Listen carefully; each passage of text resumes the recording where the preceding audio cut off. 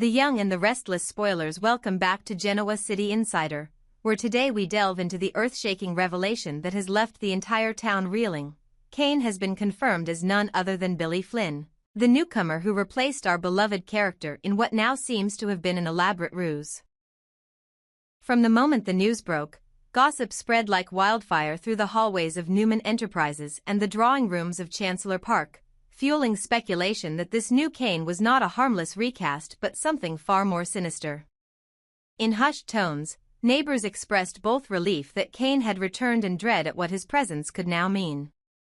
After all, this is not the same man who once charmed his way through family gatherings and business meetings. This Kane carries with him the dark legacy of Aristotle Dumas, a name whispered with fear in the corridors of power. The shock of seeing Billy Flynn step in as the face of Kane was merely the first wave of a storm that has since engulfed every corner of Genoa City, leaving those who thought they knew him questioning everything. It turns out that Kane's true identity is even more horrifying. Beneath the veneer of Billy Flynn lies Aristotle Dumas himself. Dumas, a puppet master of cruelty and obsession, has long been rumored to orchestrate chaos from the shadows.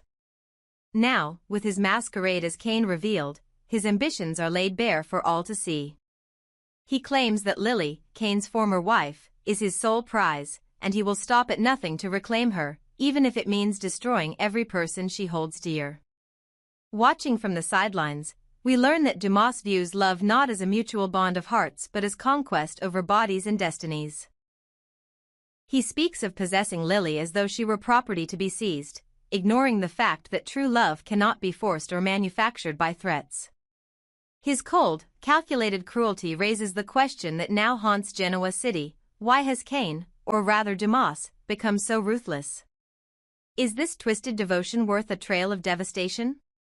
The answer, for those who look into his dark eyes, lies in his perverse belief that only through terror can he bend another to his will. Meanwhile, Lily finds herself at the center of this maelstrom, torn between past memories and present happiness. After years of heartbreak and manipulation, she finally discovered solace in Damian, whose steadfast loyalty offered her a refuge from the storms of her past. With Damian by her side, Lily has experienced laughter and trust for the first time in what feels like an eternity. Damian, aware of his own mistakes in stirring up trouble early in their relationship, has worked tirelessly to prove his love sincere. His transformation from a reckless interloper to Lily's protector speaks volumes about his character and the depth of his feelings. Yet Dumas's arrival threatens to shatter this hard-won peace. He holds Damian responsible for interfering in what he deems his rightful claim, insisting that Damian pay the price for daring to stand between him and Lily. Through whispered warnings and overt displays of power, Dumas forces Damian into a corner, issuing an ultimatum that promises ruin if its demands are not met. The stakes have never been higher, and Lily's serene world teeters on the brink of collapse. The fateful confrontation unfolded on a rain-soaked evening beneath the dim lights of the Chancellor Mansion's courtyard. Kane, Dumas in full, malevolent form, emerged from the shadows, his voice a cold whisper that carried across the wet stone. Lily, draped in a simple white coat, stood between him and Damian, her heart pounding as tears welled in her eyes. Dumas's demand was chillingly clear: return to him or watch every person you love be dragged into the abyss. His threats cut deeper than any blade, for he promised not only death but the obliteration of hope itself. With each syllable, he seemed to revel in the terror he inspired. Damian, fueled by righteous anger and devotion, stepped forward to shield Lily, raising his arms in defiance. But even as he prepared to face Dumas's wrath, the unthinkable happened. Kane raised his weapon, aimed at the one man standing between him and his prize. In that heartbeat, time slowed and the world held its breath. A single gunshot shattered the night, echoing through the courtyard and into the hearts of everyone who heard it. Damian staggered backward, a crimson bloom spreading across his shirt as he clutched his side in agony. Lily screamed his name, her voice raw with terror and disbelief as she dropped to her knees beside him. The cold rain mixed with the warm blood trickling down Damian's body, a grotesque testament to Dumas's savagery. Yet even as Damian's strength waned, his eyes stayed fixed on Lily, conveying a silent promise that he would fight to his last breath. Dumas stood over them, triumphant in his cruelty, convinced that this act of violence would break Lily's spirit and force her back into his arms. But beneath the fear and the blood, something else took root, an unbreakable resolve in Lily's heart. She realized that love born of violence is a lie, and that only through standing against Dumas's tyranny could she reclaim her life. As the rain washed over them and the distant sirens grew louder, Lily made a vow. She would not succumb to fear, and she would never let anyone, not even the darkest version of Cain, what her heart truly desired. The night's horrors marked the beginning of a battle for Lily's soul, one that will test every bond, every promise, and every ounce of courage in Genoa City. From the moment Cain's true identity as Aristotle Dumas was exposed, every foundation in Genoa City trembled. His return, in the guise of a recast portrayal by Billy Flynn, revealed a man both consumed by rage and riven with regret. In the months before his unmasking, Cain had fled the city, a retreat born not of cowardice but of crushing pressure that left him unable to face the very life he once embraced. Isolated in self-imposed exile, he wrestled with the ghosts of his failures. A broken marriage to Lily, the dissolution of his own sense of purpose, and an overwhelming fear that he could never live up to the expectations placed on him by family, friends, and the two innocent children he helped bring into the world. His flight was an act of desperation, a panicked attempt to escape the weight of responsibilities he felt too weak to bear. Yet in that same flight lay the seed of his despair, one that would blossom into a twisted obsession the moment he stepped foot back into Genoa City. Upon returning, he discovered Lily's newfound happiness, an unforgivable betrayal in his eyes. From the shadows, he watched Lily and Damian forging a love built on honesty, compassion, and the hard-won trust that Cain himself had contributed to by raising Lily's two children as his own. In his darkest moments abroad, he had convinced himself that absence would be the cure for the wounds he had created, that time and distance could heal rifts faster than reconciliation ever could. Instead, he found Lily thriving in Damian's care, their laughter echoing through the halls of the Chancellor Mansion and their future unfolding without him. This sight ignited a conflagration of jealousy and wounded pride in Cain's heart. A flame fanned by every whispered rumor that he had been replaced, discarded like a broken toy. The irony was inescapable. He had abandoned his family to shield them from his pain, only to return and find the life he thought lost flourishing without him. That realization cut deeper than any weapon. At the height of his anguish, Cain confronted the undeniable truth: love cannot be coerced. In the cold aftermath of Damian's shooting, Cain's own weapon smoking in his trembling hand, he had forced Lily to choose between him and her second chance at happiness. He had threatened the safety of those she held dearest to compel her loyalty, believing in a moment of madness that terror could substitute for devotion. Yet amid the horror of Damian's blood-soaked plea and Lily's trembling entreaties, a stark clarity emerged. Cain recognized that forcing another's heart to beat in time with his own was not love, but a cruel perversion of the very emotion he claimed to crave. This epiphany came too late to prevent the carnage he set in motion, but it shattered the delusion that had guided his every step since his return. Wrapped in the torment of his revelations, Cain now wanders the edges of his own psyche, haunted by the faces of Lily and his children. He carries the weight of his betrayal. Abandoning them, then returning as their tormentor, and realizes that forgiveness, if it is ever to come, must be earned, not demanded. His remorse is as raw as his anger once was, and the people he wounded cannot forget the night when their protector became their predator. Thoughts of self-forgiveness seem as distant as the life he once knew. Some wounds run so deep that even genuine contrition may not suffice. And yet, nestled within the ruins of his conscience, there flickers a possibility of redemption, a path defined not by threats or violence, but by humility, patience, and the willingness to atone through acts of kindness too long forgotten in his blind pursuit of vengeance. But before any healing can begin, another battle looms on the horizon, this time not just for Cain's soul, but for the very heart of Lily. Damian, despite his grievous injury, has vowed to stand between Lily and the man who bore her children, refusing to yield any inch of ground to the darkness that Dumas unleashed. The confrontation to come will test every bond, between Cain and Lily, between Lily and Damian, and between a father and the family he wounded most deeply. The two men, once strangers in a tangled web of love and deceit, now stand as polar opposites. One driven by guilt and a desperate need to reclaim what he lost, the other fueled by unwavering devotion and the duty to protect his family at all costs. Neither man can deny the legitimacy of the other's claim. Cain is the children's biological father, and Damian has poured his soul into building a life that honors Lily's trust. Each believes they possess the moral high ground, yet neither can escape the violence that has already stained their hands.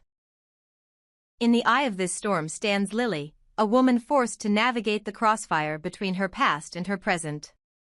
Torn by conflicting loyalties, she honors the memory of the father who once adored her while recognizing the steadfast love of the man who resurrected her hope. She remembers the laughter Cain coaxed from her children and the security he provided in brighter days, even as she grapples with the terror of his recent violence. Simultaneously, she clings to the gentleness that Damian has shown her, the quiet strength with which he has mended the fractures in her heart. Her love, once taken for granted by Cain, now feels like a sacred gift, one she cannot distribute lightly. Yet the bond of motherhood tethers her irrevocably to Cain, and the sight of his anguish stirs both compassion and fear within her. In the chapters yet unwritten, Lily must summon every ounce of courage to confront Cain's remorse, to defend Damian's recovery, and to define her own future beyond the demands of either man. As dawn breaks over Genoa City, the stage is set for a reckoning that will reshape every life it touches. Cain, burdened by his own misdeeds, stands at the edge of either redemption or total ruin. Damian, scarred but unbowed, prepares to fight for the family he believes he has earned. And Lily, at the heart of this turbulent saga, must decide what love truly means and where her loyalties lie. In this crucible, the definitions of family, forgiveness, and sacrifice will be tested beyond their limits, and the choices made will echo through the corridors of Genoa City for years to come. What emerges from this trial will not only determine the fate of three souls but will redefine the meaning of love itself. Welcome back to Genoa City Insider, where loyalties are tested and alliances shift with every whispered secret. In the glittering aftermath of Aristotle Dumas's announcement of his exclusive gala, Sharon Newman made what many considered a surprising declaration: she would not attend the fateful soirée. It was a choice born of principle and protection, a conscious decision to remain in Genoa City to stand by Mariah Copeland during what promised to be a pivotal moment in her friend's life. Sharon's heart, ever the sanctuary for those she loves, could not bear the thought of leaving Mariah to navigate her own revelations in a crowd rife with hidden agendas. And yet, as word spread through the Newman household that Phyllis Summers had been unexpectedly added to the guest list, Sharon found herself confronting a tangle of emotions she thought long buried. Phyllis and Sharon, once inseparable confidants, had become adversaries in the arena of Nick Newman's affections, each claiming her own version of truth. Now, with Phyllis's presence looming over the horizon of Dumas's gala, Sharon's resolve wavered.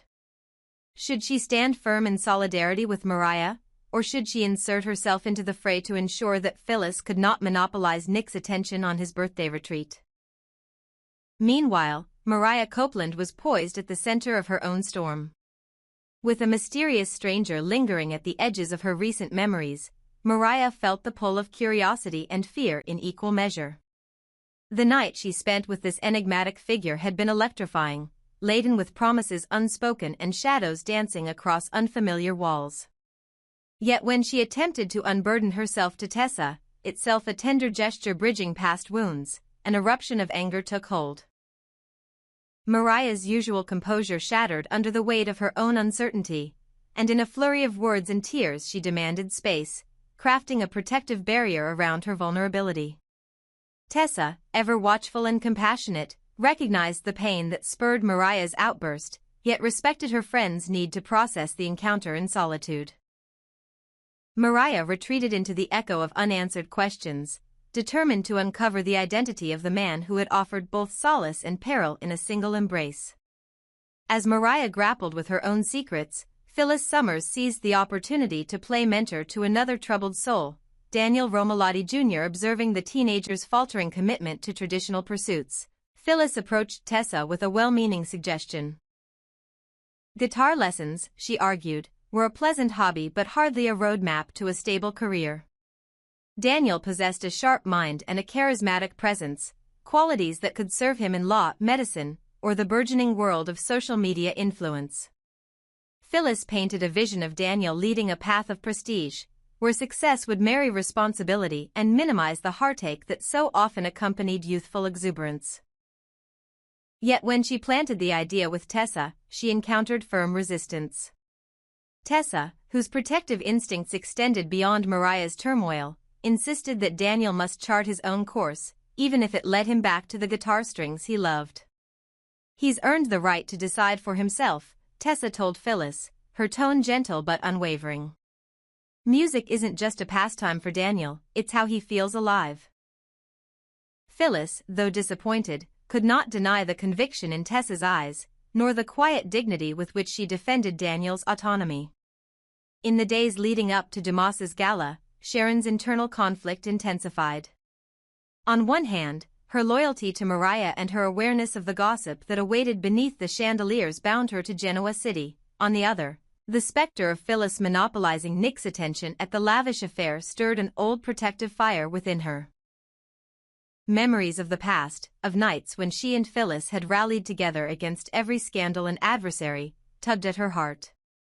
Could she summon the courage to confront Phyllis on neutral ground, to ensure that Nick's birthday would not be hijacked by drama? Or would such a confrontation jeopardize the very friendships and family bonds she sought to preserve? In the silent hours, Sharon drafted and discarded countless plans. Quietly attending the gala under the guise of business necessity, then slipping away to reunite with Mariah, sending a pointed message to Phyllis demanding civility, even publicly disavowing the party to maintain moral high ground. Ultimately, Sharon recognized that no strategy could fully guard against the unpredictable currents of emotion that Dumas's gathering would unleash. With a deep breath, she resolved to trust her instincts and to place her faith in the strength of her convictions rather than the security of absence. On the eve of the gala, Mariah sat alone in Kelly's living room, replaying the fragments of her mysterious encounter like a mantra. She cradled a half-empty glass of wine, the amber liquid reflecting her conflicted expression.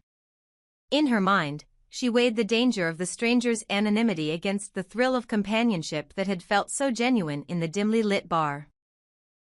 Was he a passing fancy, destined to dissolve as quickly as it had ignited? Or was he a figure from a darker chapter of her life, testing her trust and resilience? Mariah's anger at herself, so sharp that it had alienated Tessa, had driven her to isolation, but now she realized that she needed allies more than ever. The gala would offer opportunities. Under polite small talk, she might slip away to call the bar where they had met. She could enlist Dante's investigative skills to trace the stranger's identity, or she could simply face the mystery head-on, inviting him to unveil himself amidst the swirl of Genoa City's elite. Mariah vowed that come what may, she would no longer run from the unknown. Instead, she would light the darkness with her own determination, and prove that vulnerability, when faced with courage, could become a source of strength rather than fear. As dawn broke on the morning of the event, Phyllis Summers found herself replaying Tessa's words in her mind.